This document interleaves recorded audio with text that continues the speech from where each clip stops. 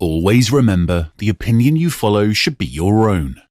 Just consider the things stated here to be a second opinion from a complete stranger online. You know, Mike, I wanted to start things off about what just happened in Canada. Did you hear about what happened in Canada? Because I think it should make every first world government take a hard look in the mirror. We had a group of current and former Canadian troops, men with real training, allegedly plotted to seize part of Quebec. Now, we're not talking about online fantasies or fringe message boards or something like that. We're talking about stockpiling weapons, conducting military style training, and preparing for armed rebellion against their own government. Now, it failed, but I think it raises the question, could something like this actually succeed, not just in Canada, but somewhere else? And if we're being honest, Mike, the United States might be the most vulnerable country of them all. So my question is, could something like this actually succeed, not just in Canada? Could it not just succeed, but somewhere else?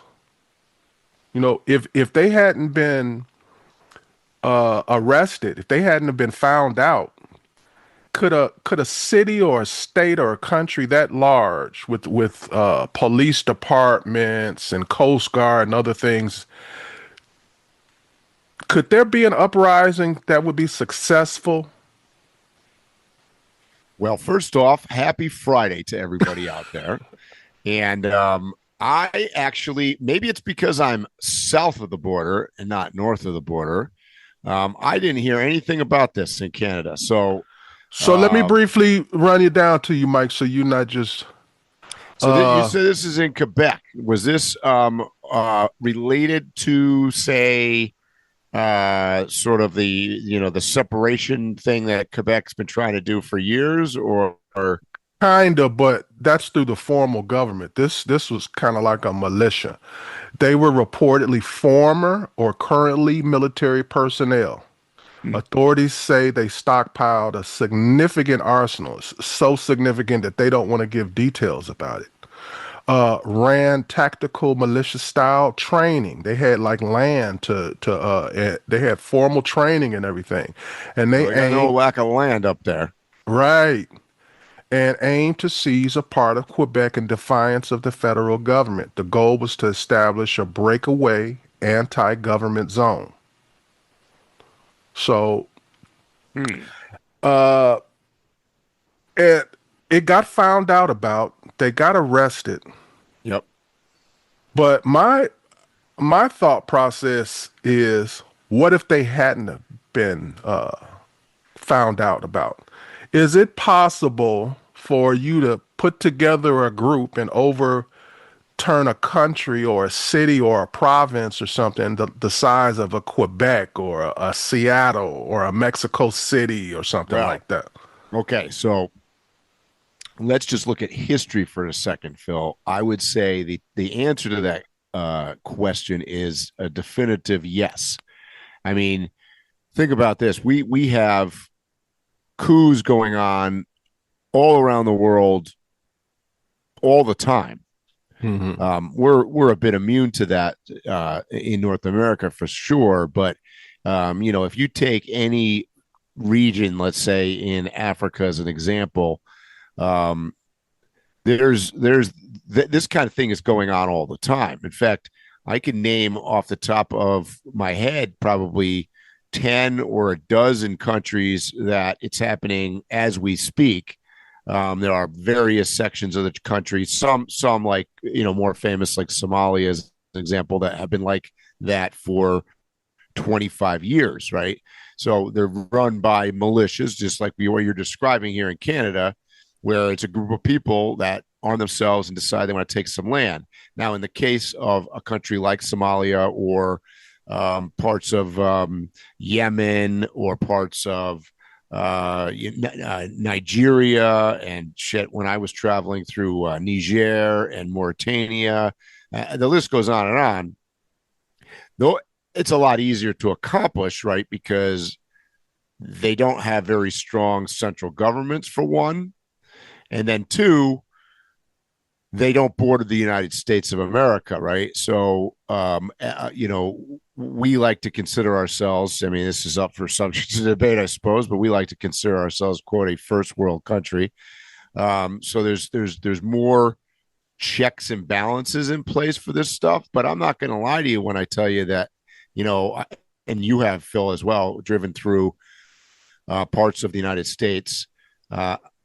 I mean, I might as well call out one region I've gone through. If you take way far northwestern Montana into Idaho as an example, there are some places out there that there are very active militia groups that have lots of land because there's not a big population base, and they could very well be plotting to do that stuff. Now, do I think it would be successful? Maybe temporarily in a place like if they wanted to take over, a couple towns in northern Idaho, possibly. But, do I think that they're going to successfully go into Los Angeles or somewhere? Not currently. However, that's not to say that a large country or a strong country can't be infiltrated like that. And usually it starts with the military, because they have training and they have accessibility oftentimes to firearms and weapons and various things. And they have a very definitive structure, right? So they have command hierarchy, if you will. So if you've got a, quote, leader that decides that he wants to go against mainstream, whatever's going on in the country that you were talking about. Let's talk about America. And you have, say, a general that goes rogue, and then suddenly you may have a bunch of people underneath that person that are going to be on his side because it makes some kind of sense. And they have a very strict.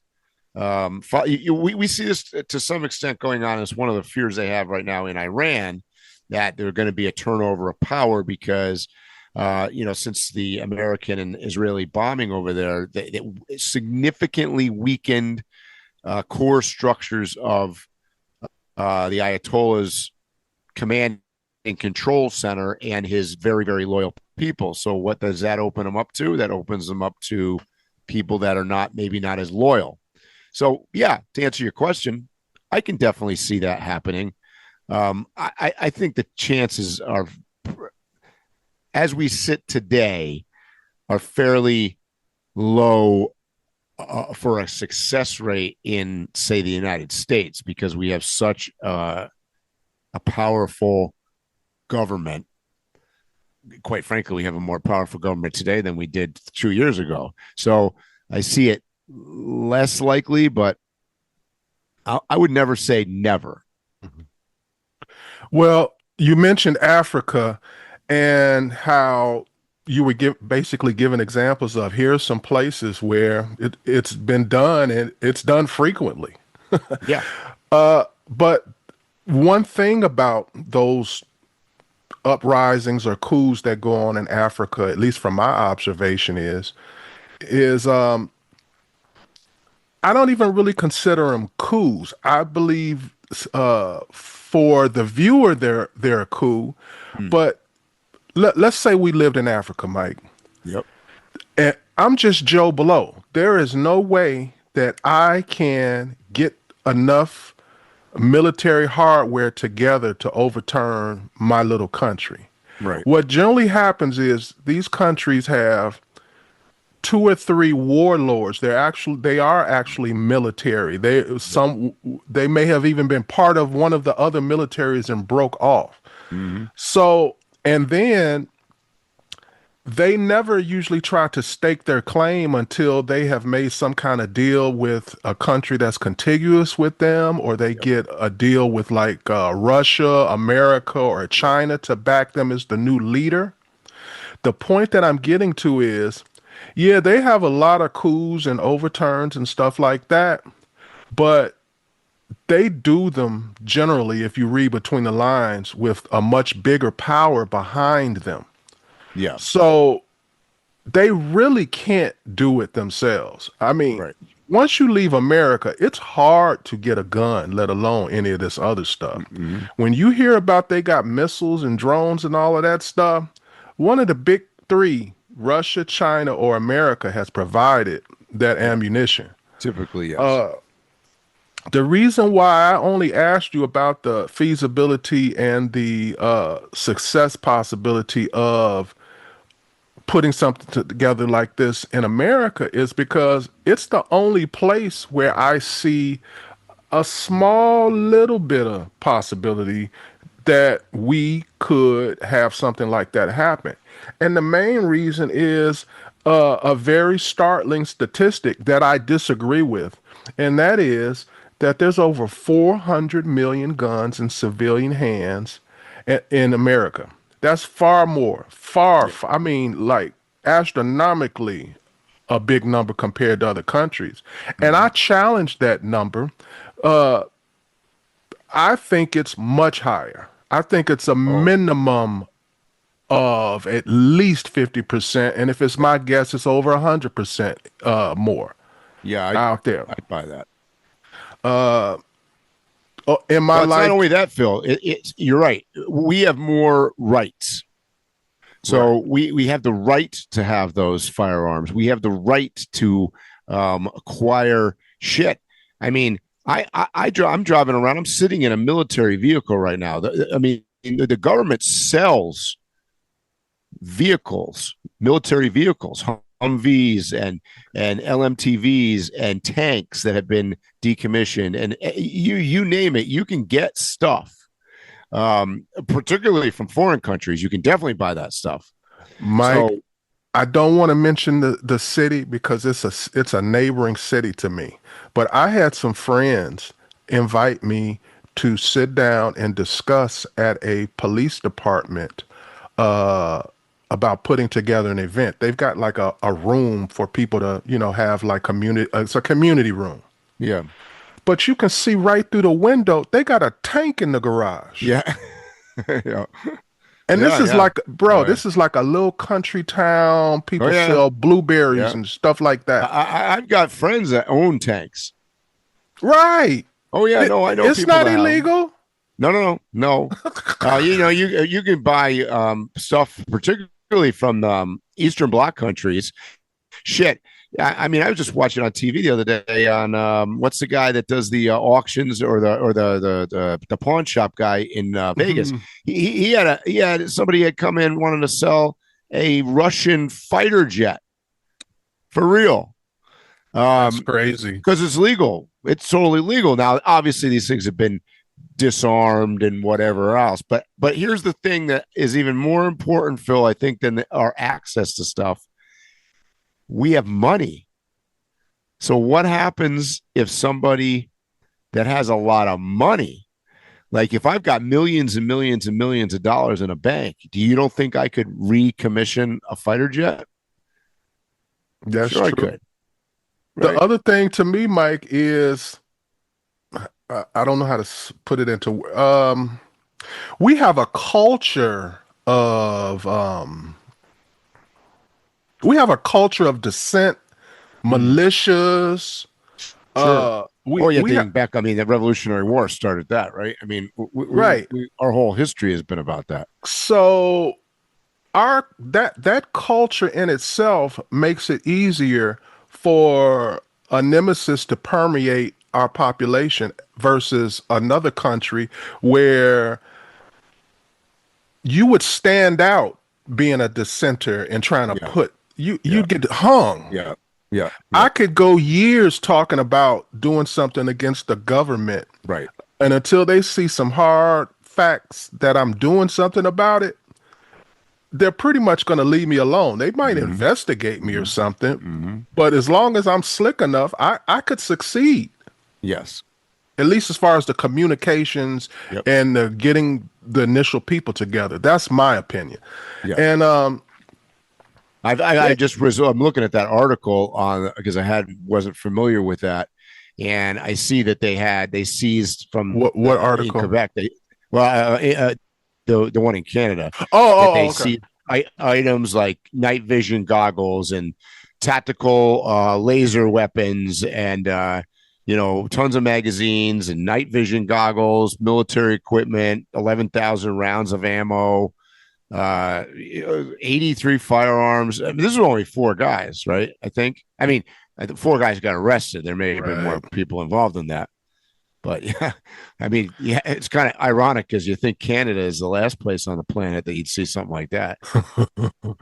Another reason why I think something like that is a concern, Mike, for America is right now we have probably the highest distrust in government ever. Yeah.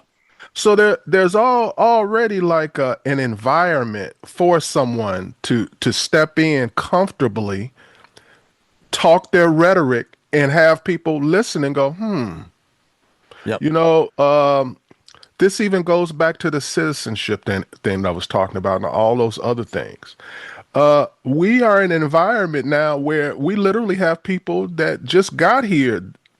They'd be easy to convince into something versus a person that has long standing in the country. Right. For sure. So I only asked about this Canadian thing, Mike, because people kind of just the way the articles are written is like, these crack kids up in Canada, and it's like a joke. I don't see it as a joke. As a matter of fact, I see it as more of a danger here in America, where I could easily get a hold of, if I have the resources, I could get 1 million guns within a 6-month period. Oh yeah. Yeah. Easy. Yeah. So that's my thing. And then we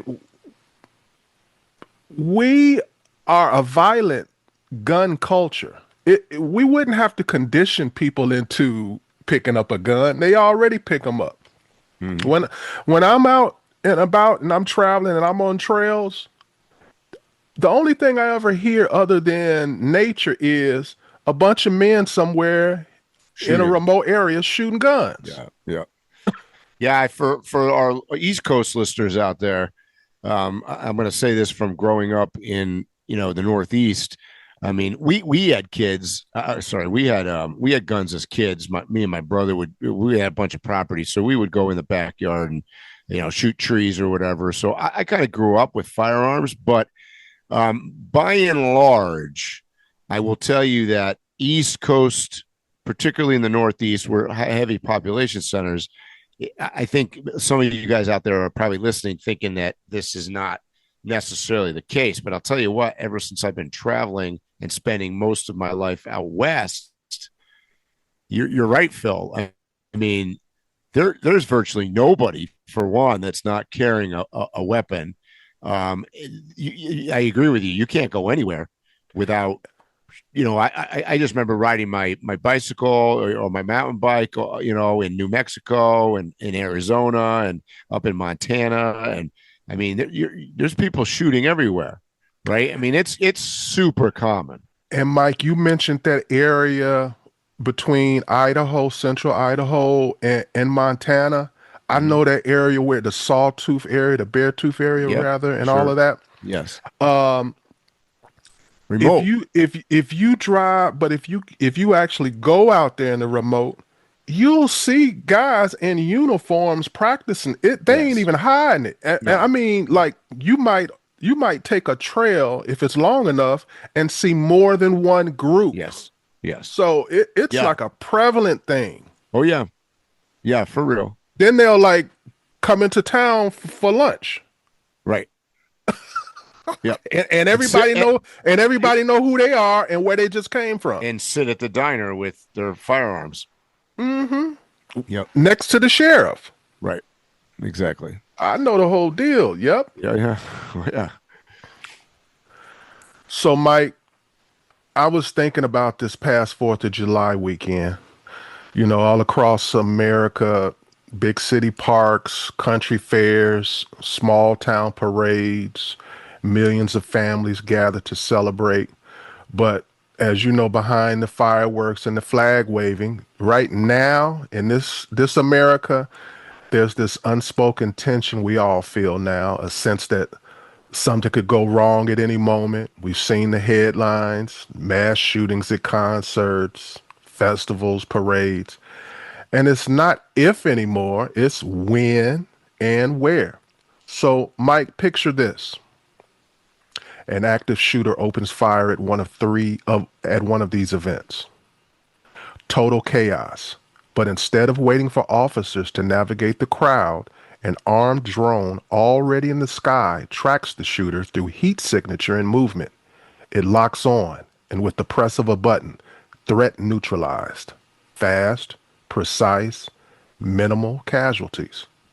Now, Mike, we already use drones for surveillance, and the military already uses them to kill targets. And back in 2016 in Dallas, that was the first time that they used this stuff to kill somebody in our country. And I can't pronounce the dude's name, but we have also used a drone to kill a U.S. citizen abroad. So, because there'll be people who be like, oh, no, that's impossible. There is precedent. There is logistics. There is everything set in place for this to happen. So do you envision a future in the U.S. where armed police drones are just normal, where drone strikes on American suspects becomes the new car chase on the evening news? Absolutely. Shout out for before I go down to the negative, shout out to the positive on drones. Two things you bring to life 4th weekend. There was some amazing drone displays that replaced fireworks, traditional fireworks. Now they're doing it with drones, right? You got all the lights and the lights on the drones, and they do, crazy stuff. Mike, I've seen fireworks in New York. I've seen every holiday, every special thing that goes on in New York with the fireworks. Same thing with in DC for 4th of July and stuff like that. Mm-hmm. I've seen the biggest fireworks that they have in the United States. None of them compare to what these drones can do. It's not even close. Not even close. So shout out for that. And as a plug, my video for my Southern Cross expedition went live on YouTube this week. So go check that out. We got a lot of great drone coverage in that. I already got a bunch of people message me say stellar drone photography.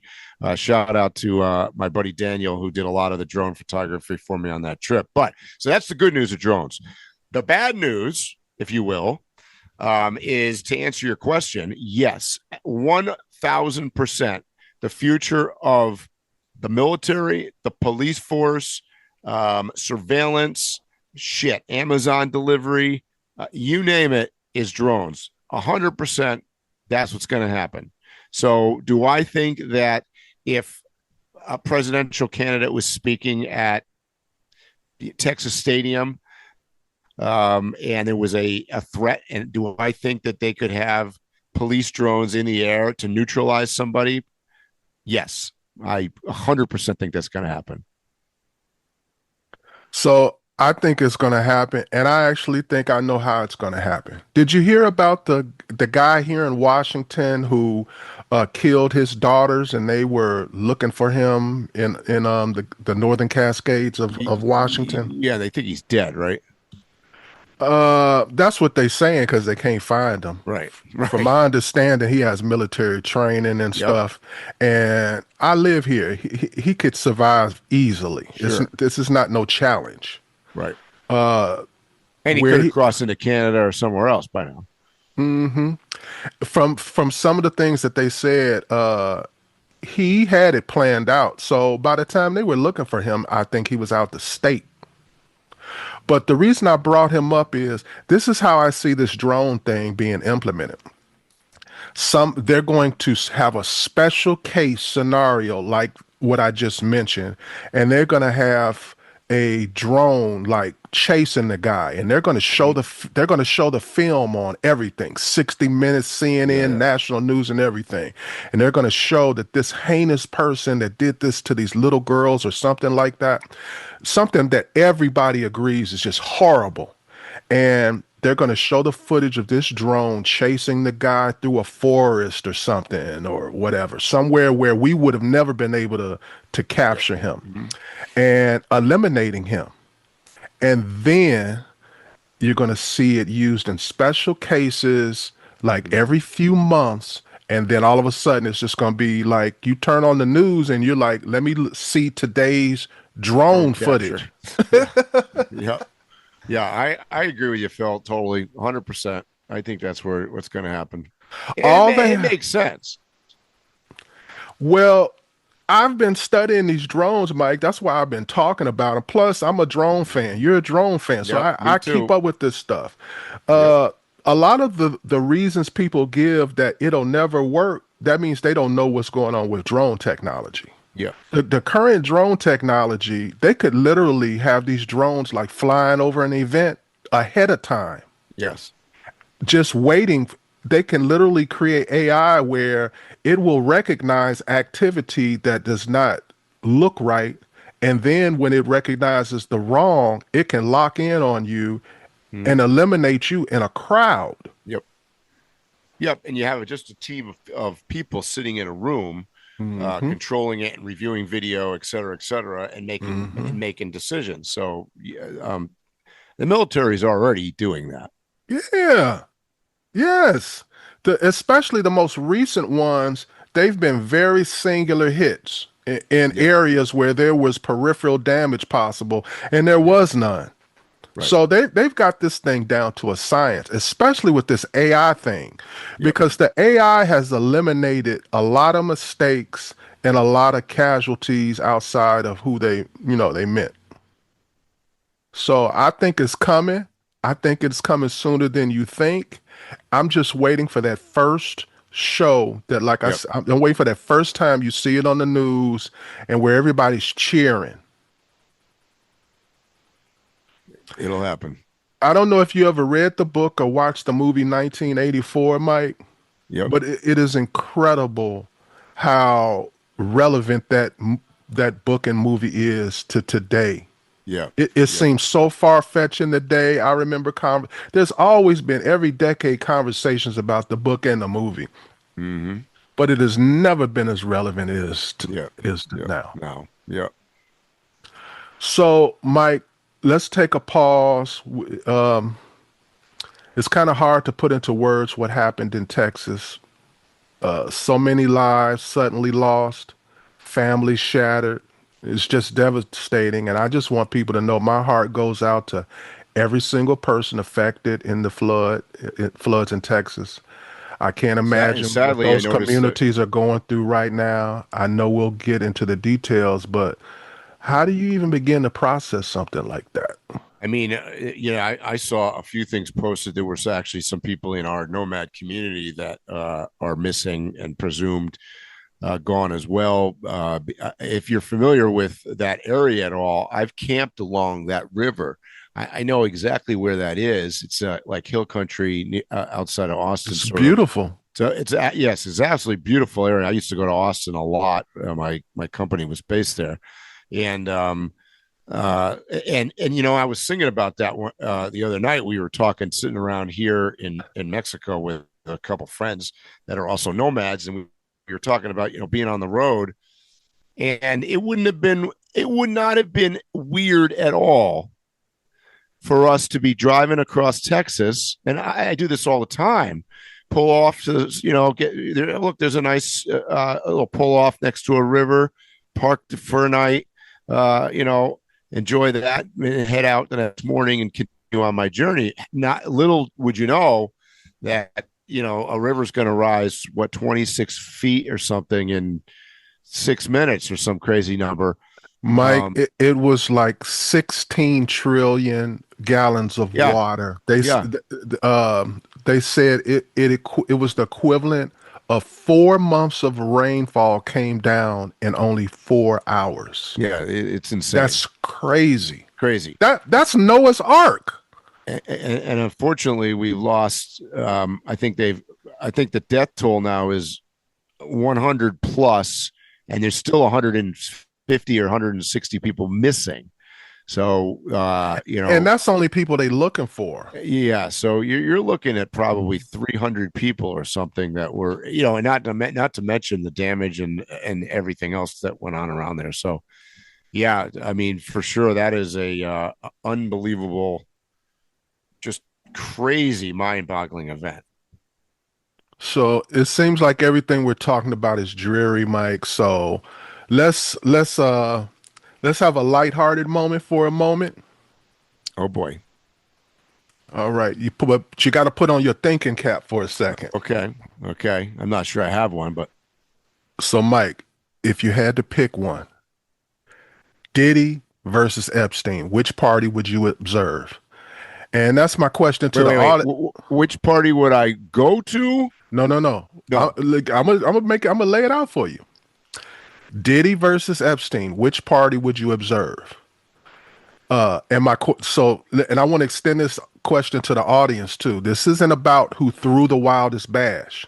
It's about which party you'd want to be a fly on the wall at. Just to observe, of course, purely anthropological, strictly sociological, totally for research. So, Mike, if you had to pick one, Diddy versus Epstein, which party would you observe?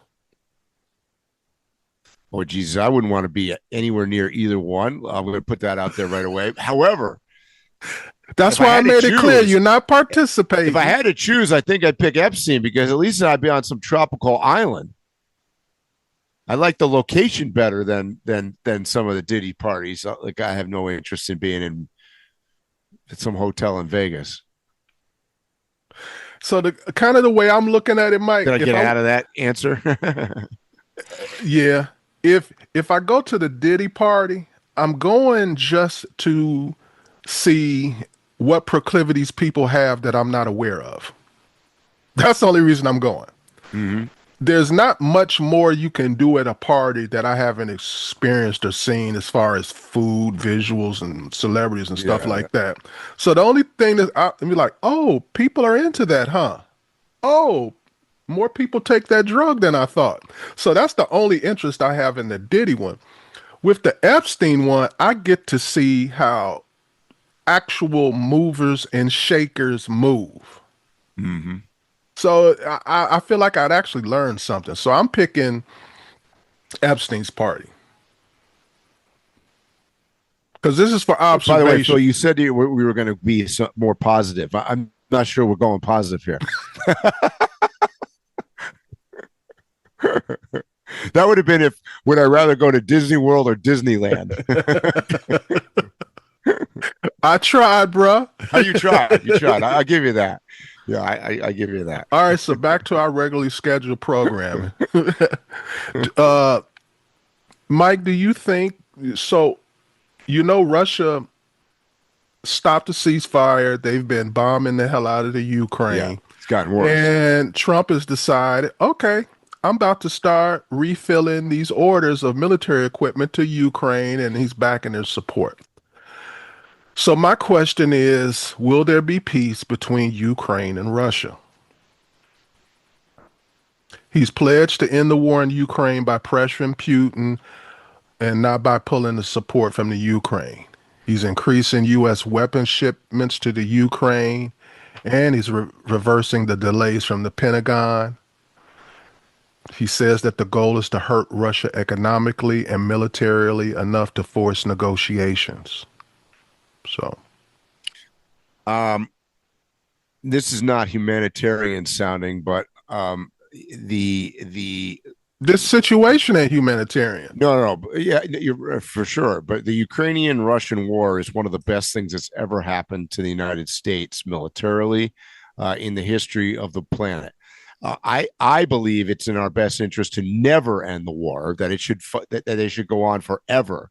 And the reason I think that the top military people think that is because, for one, it's good for business.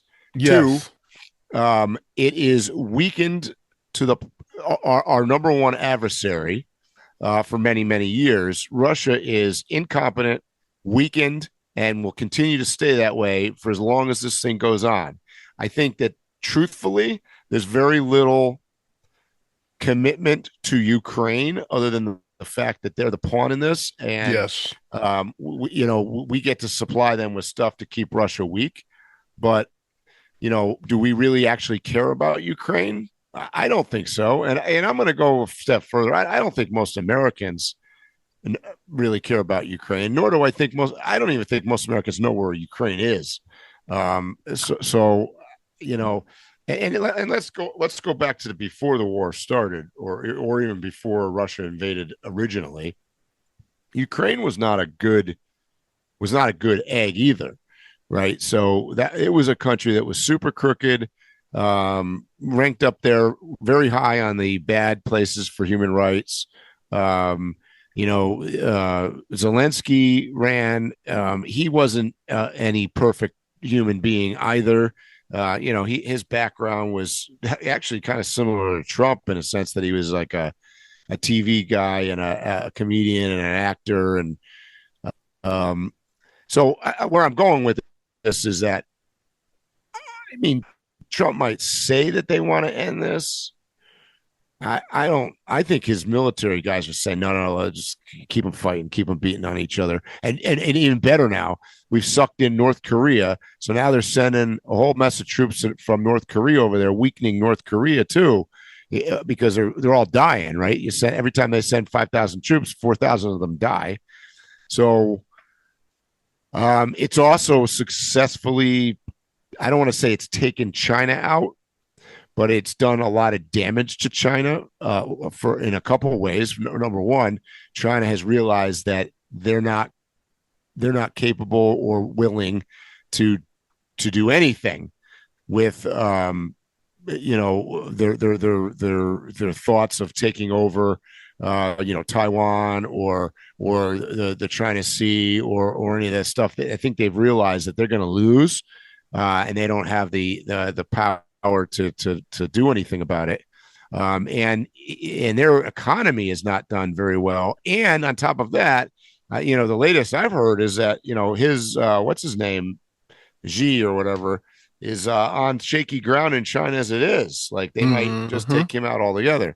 So I think this Ukraine war, from an American standpoint, is a home run. And I get that does not sound remotely nice, humanitarian, or whatever, but that's reality. Well, Mike, what I got to say ain't too humanitarian either. First, I agree with everything that you said, as stated, wouldn't change a thing. But in addition to that, another benefit to the U.S. and the military is there's the possibility of World War III with China. I hope it doesn't happen. But there's that reality. We are literally getting practice. Our military is exercising its muscles, and we will be ready for whatever's next. Yeah, So it's one of the reasons why I think that China has lost. This is a loser for them. And I don't just mean like just going through the paces. I mean, we have been able to literally test all types of vehicles, bombs, aerial things, missiles, drones. We've tested how quickly we can train people in the field. So we have a place here in Washington called Yakima. It's a vast land here that the military uses to play real war. They use a lot of live ammunitions and stuff like that. But there's still limitations as to what they could do in the middle of a state. It's really they get a full-blown realistic practice facility in the Ukraine. That's By the way, the other thing that it's done is it's successfully, which I think was a win partly for Trump, but partly just for the U.S. in general, is that it has drawn Europe into this. And this is intentional, I think, on the part of the United States. And it's brought them to the forefront and force them into defending themselves and not just relying on us. And that you saw at the last NATO meeting, where Trump got them to spend more money, quite frankly, on their own defense. So that's a win for us as well, because guess what? Half of that stuff they're talking about spending, you know where they're buying it? From us. And you mentioned about the reliance on us. Another thing that they're doing is making them realize that they rely on us. Sometimes you get comfortable Yeah. because Complacent. people have made you comfortable. So now they're realizing, whoa, if this thing jumps off, whose side do we want to be on? Right. So that's why the money came up. They Yep. really are paying for their own safety, Yep. Yep. in my opinion. So that's what I think. I mean, will they reach a ceasefire again? Maybe. But that, I mean, that's my final conclusion on that is as long as Putin is in power in Russia, the threat of a reoccurrence or a threat of something happening again is still there. I agree. So, Mike, how do you feel about these tariffs on copper? 50% tariffs. President Well, Trump on Wednesday affirmed that the United States will levy 50% tariffs on copper imports starting August 1st, following through on an earlier statement that he would target a key metal use for semiconductors, lithium-ion batteries, and renewable energy I feel the technology. same way. I think that that Wall Street feels on this. I think it's full of garbage. You notice how the stock market did not take a plunge when they heard this because, quite frankly, them and I don't believe it. I think this is another Trump. I think he's talking out both sides. I mean, he pretty much announced this and then delayed it, and then whether it actually happens or not, I don't know. I'm not a fan of the tariff thing. Um, I just think not. I think specifically with the minerals and the things like copper and stuff like that, it's going to be harder to use these tariffs on other countries because, like, the other things that are getting tariffs are basically American companies that go get their stuff manufactured other places. It's Mhm. easy to keep up with that. Yeah, But we're talking about, who does this affect? This would affect something like an Apple, right. who uses large amounts for all of Yep. their electronics. Yep. You don't think that they can't work out with a country? Okay, well, the tariff says 50%, but so sell me it for this and we'll do they'll do just what we've been complaining about with China. They'll make adjustments with the numbers to make it look like 50% Yep. tariffs. Yep. That's what I think. Yeah, and I think a lot of it is just it's grandstanding by Trump to try to get he's trying to get some of the business players in line. And I get it. I get I what they're don't think trying to he do. can on this one. I agree. Yeah, I don't either. Oh, by the way, one of the We're not tariffs he talking announced was about on Japan. we're not talking about toys and consumer drones and stuff no No, more. We're right. talking about the No. foundation of everything with these natural Shit you resources. need. Main Right. ingredients. And these things are controlled by the top Yeah. companies, the 1%. Yeah, it's a They're not commodities having that, market. man. No. Exactly. Yep. Commodities is totally different. Totally different. It's the basis for stocks. Yep. That's why I think people usually don't succeed in stocks because they don't understand commodities. like we talked about in the last podcast though, this story will probably go out the window in 10 minutes. The one thing about Trump is it's like he's had like I don't know 3 weeks or let's call it of winning, right? Almost everything that he's done has been a winning thing. He's got some winning things from the Supreme Court. He got one in Europe. He won against Iran. Why? There's one problem with this guy. Every time he wins too much, he's got to do something really stupid. Is it just me, or is he like, yeah, there's too much winning going on here? Let me do something really dumb, like put tariffs on Japan. Mike, Oh I'm sure God, you remember this term, crazy as a fox. yeah, If I come off, no matter who you are, you can only win so much. And then you have to either be humble or well, he ain't gonna be that, act like it's a mistake and it's just working out for you or something. right?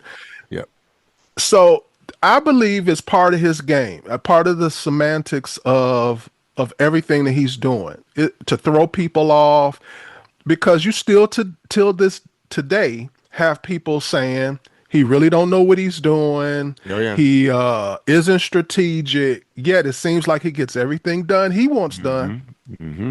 Yep. So I think it's all just theater. It's professional pot stirring, and he's good at it. And he puts smoke screens up, and he's creates chaos and creates a news cycle. And we've talked about this, and yeah, it's super successful. He gets his enemies to Scramble, fight BS battles while he's winning a real one. right? Yep. And the Democrats seem to always fall for that, man. I tell you. Mike, do we live in a democracy? Democracy, according to the definition, is a form of government in which political power is vested in the people or the population of a state. So I ask you again, do we live in a democracy? By that strict definition, I'm not sure we've ever lived in a democracy. I mean, well, let me tell you why I'm asking you this, Mike, because this is something that this is the political issue that I have more than any other issue. This is number one for me. I don't think we live in a democracy. The Democratic Party has selected the past two presidential nominees despite the sentiments of the people. The people have been clear about their stance on illegal immigration, and the judges countered those stances with injunctions. And I'm picking on the Democrats, but the Republican Party, I can lay out a laundry list of things identical that they're doing. If you in the Republican Party right now, under Trump especially, if you don't toe the line, they get rid of your ass. they get rid of you. So that's where I'm coming from. Do we live in a democracy? And damn, you went right for the throat on it. I agree. Have we ever lived in a democracy? So this goes back to, Mike, what I'm always telling you about my basic theory about government, especially U.S. government. It's all cinematics. It's all visuals and audio for you to believe that you really have a say in this thing, so that there's no rebellion. That's the only thing. We have to make them feel like they have some kind of choice so that they don't go crazy, especially with all these 400 million guns. We live in like a sort of like a capitalistic democracy that could be defined as becoming more and more like an oligarchy. Because I mean the greatest transfer of wealth in the history of probably the world has happened in the United States over the last 30 or 40 years. So, and it's definitely been transferred to a bunch of oligarchs. It's not that dissimilar to, say, Russia. And we paint the picture better, but maybe we're more early on in that transformation. But I think that money talks. Look, in America, it's a democracy until money or power gets involved. Yes. When one or both of those things get involved, they're usually tied together. The guy with the most money or the most power is going to win. I agree. I agree. And there's usually sentiment for that person to win. It's usually easier for them to get people to back them because people feel like if you got the money, you've proven that you know what you're talking about and you're right. Everybody wants to be on the winning kickball team. So you're going to pick the best people to be on your kickball team. And it's not, I mean, and this is we talked about this a zillion times.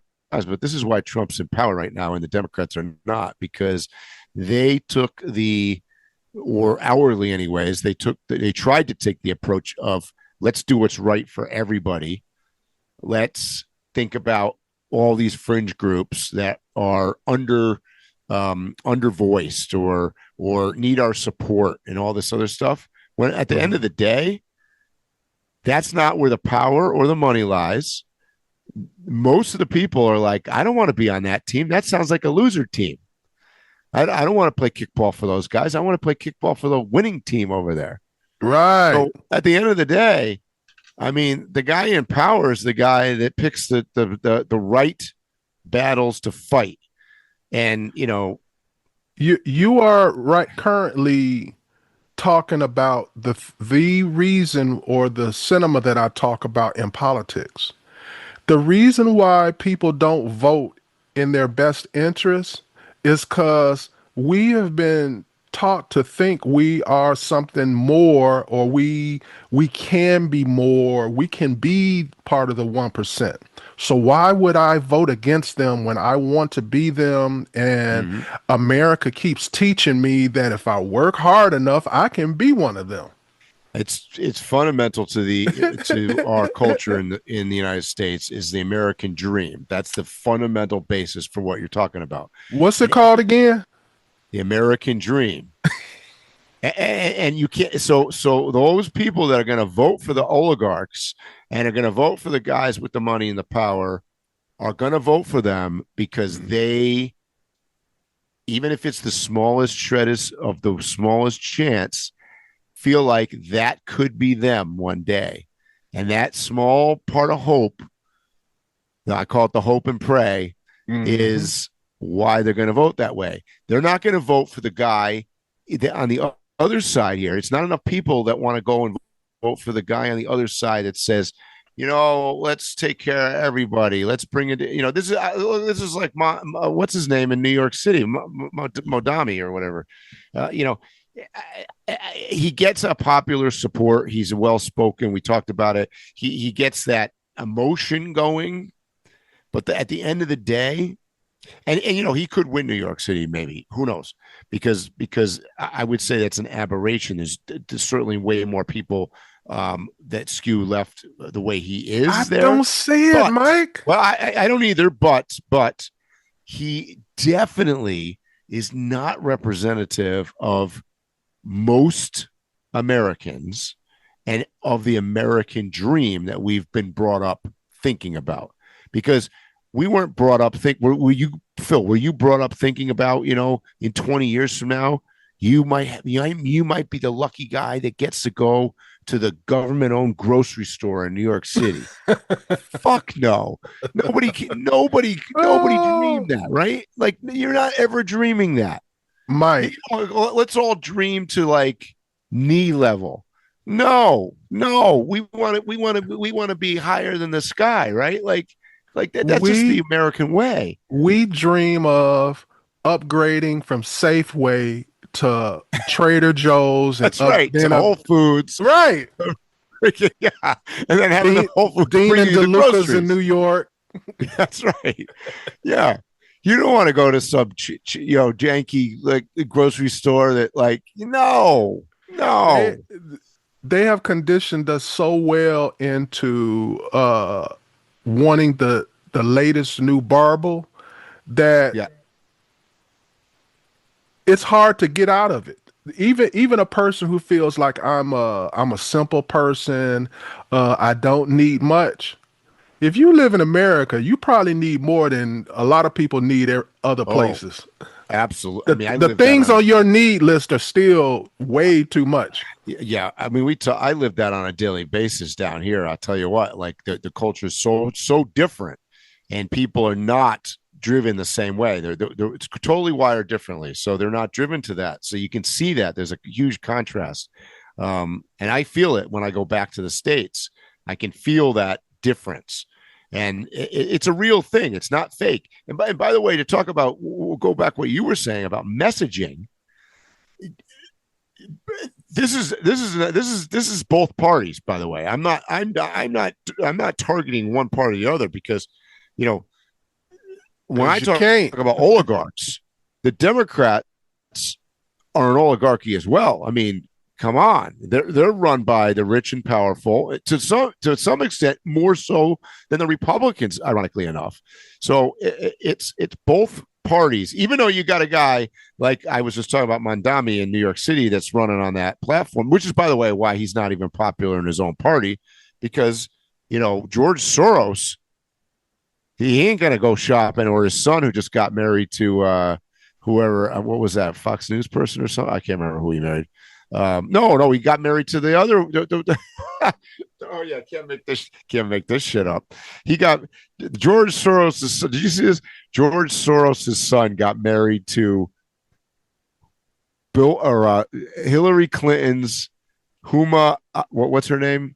Huma Abed, whatever her name is. That her. I'm waiting for you to play with these names. I can't pronounce them. So you Huma, you're just gonna make me screw it all up. Huma Abedin or whatever the hell her name is. Yeah, anyways, he got married to her. She was the ex of Anthony Weiner, the guy in New York City. You talk about a small world. But here's my point to this whole thing. They're all wealthy as shit. Right? So you're talking about Soros' son. You're talking about the Clintons. You're talking about these people are all. This is like that. This is the oligarchy on the Democratic side, and obviously the other side is the same way. Most of these business guys, from Trump to Musk to Bill Gates to Jeff Bezos. I mean, that's who runs. I mean, if you think for a second that we're going to stand on a street corner with a bunch of signs and protest something and get somewhere. Jeff Bezos with Amazon, he got more power in. All I got to do is click on his. I mean, he could sell me. Look, I buy everything on Amazon. Look, this guy has turned my buying style into buying a bunch of Chinese junk, and he successfully managed to do it. We pay money for this shit. I'm ashamed to say it, Mike. I literally be on my phone every day, going on the Amazon app, clicking orders to follow my apps to make sure that I don't miss a delivery. Right. I know. And by the way, here I am isolated in Mexico. We do the same thing. We got Amazon Mexico down here. We got, so we're doing it here too. But and let me reiterate that he basically tells us what to buy. Yeah. We were talking about the message they give and how we want more in our need list. And I said, Safeway, Trader Joe. Well, the next level, I get my groceries delivered. Yeah. They literally, from Whole Foods, probably. Parts of it, yes. Yeah, see? That's right. you're but my point is, it's like they're eliminating you purchasing anything from other places. Why would you go somewhere else when you can get it right here, and we'll have it at your door sometimes in 2 hours? Yes.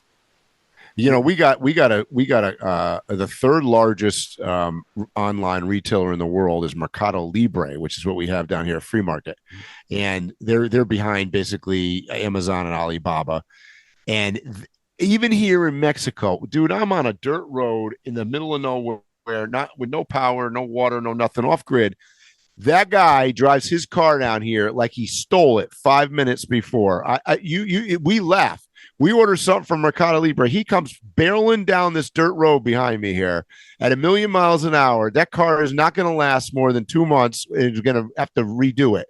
And they deliver. I can order right now in the afternoon here, and that'll be here tomorrow morning. This is in Mexico.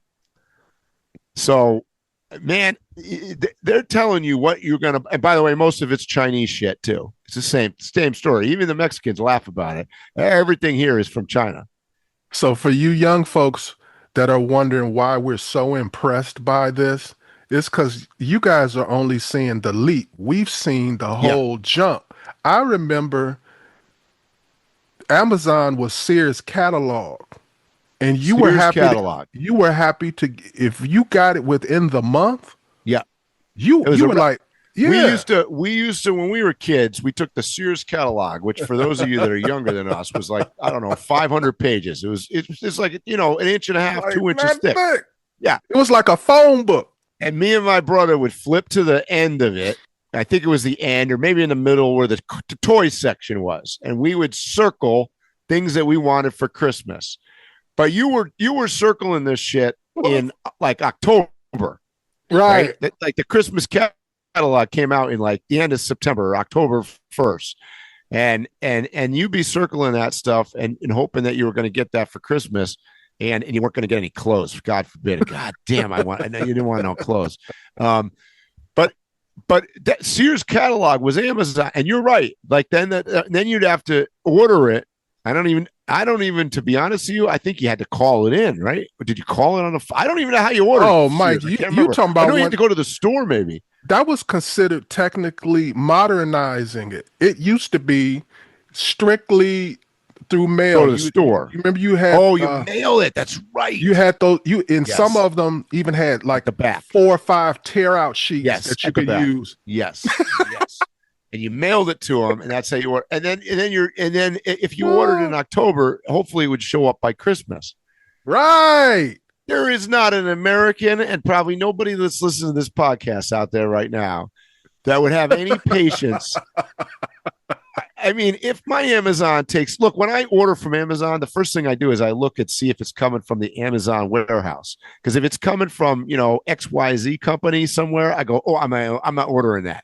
That's going to take too long. That could take 2 days. Right. Forget it. I know, or they're going to ship it through the U.S. mail or something, which is like, you might as well throw the item in a nearest stream.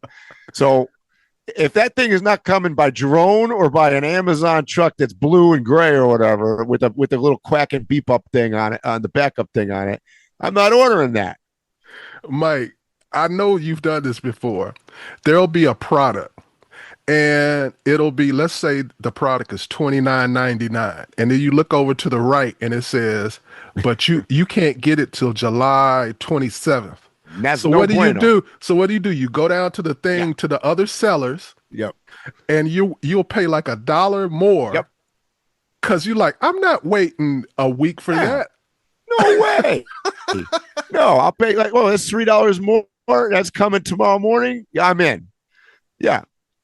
Yeah, I know. When I was building, trust me, when I was building this truck, on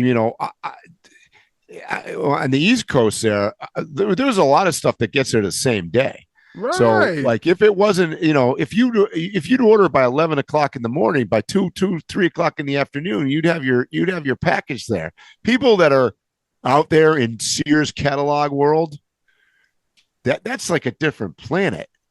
Oh, Mike, on Amazon, we have Grubhub. I can use Grub, and they give me like a discount, so it's even cheaper than if you just use regular Grubhub. Yep. I can order from any restaurant, and they'll get it here fast. Yep. It'll be quicker than me taking a shower and driving to one of those places and bringing it back home. Yep. So they almost force you to. It don't make sense, because even like with the groceries. The main reason we get the groceries, we look at when we go to the grocery store, the bill, and we look at the Amazon bill, and it's cheaper, better food, and the actual things I want. It's crazy. Yes. I know. Oh, now that we've dated ourselves, we're going to change the name of this. This is the Random Wanderings of Old People podcast. Well, I'm hoping that a handful of old timers are listening and they speak up and be like, "Oh no, I remember." Yeah. Should we start naming names out there of people we know listen? We can call you out. Okay, now this is to all the old people that are listening, and I know you're out there because I hear from you. No, we had to write our orders in cuneiform. Talk about you had to write it. I don't even know how. I mean, even at my age at this point, we don't use it. I don't even know how to write anymore. Nobody writes anything. Oh, Mike, that's another thing. Like, you remember when you used to fill out the order? You had to put in the little box the quantity, and next to it, you had to look up the price and write the price in. Yep. And then if you had more than one thing, you had to total them yourselves. Yep. Well, Americans can't add and subtract no more. No. They would literally put the paper down. Yep. Yeah, I can't do that. That's too difficult. Yeah, I totally forgot. Yeah, I think you could go to the Sears store, too, if I'm not mistaken, because they had the catalogs there, and you went to that window in the back. For people that back then, Sears used to have real estate in it? It had auto. It had insurance. It was like a combination of Walmart and Amazon yeah, exactly. Real estate, insurance, attorney, everybody was in house.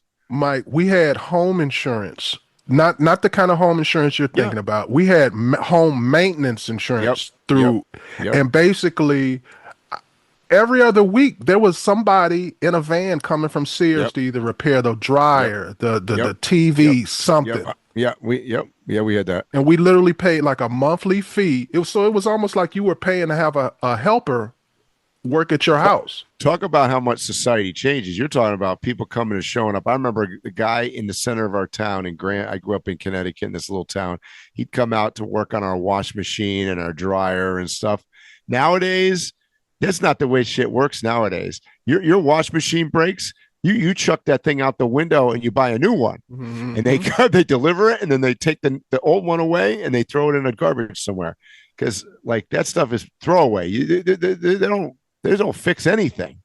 Well, it's like I always tell people: mechanics aren't mechanics anymore; they're part replacers. They don't know how to rebuild an alternator or nothing like that. Nope. They don't want to. They don't actually know how things work. Right. I know. Wow, did we digress today? We're all. Mike, I think we need to call this the Reminisce Show. That's right. This particular episode was yeah. For all you out there that want to reminisce about Sears Roebuck and Company, welcome aboard. So, Mike, is there anything else you want to say? I don't think so, because if we talk any longer, Phil, they're going to start thinking that we're 80 years old. Right. All right, guys, you know what I'm going to say. Stay safe, tread lightly, and hopefully we'll see you here or on the trail soon. You have been listening to Waypoint Overland's Random Waypoints. Like, subscribe, and stay tuned for more.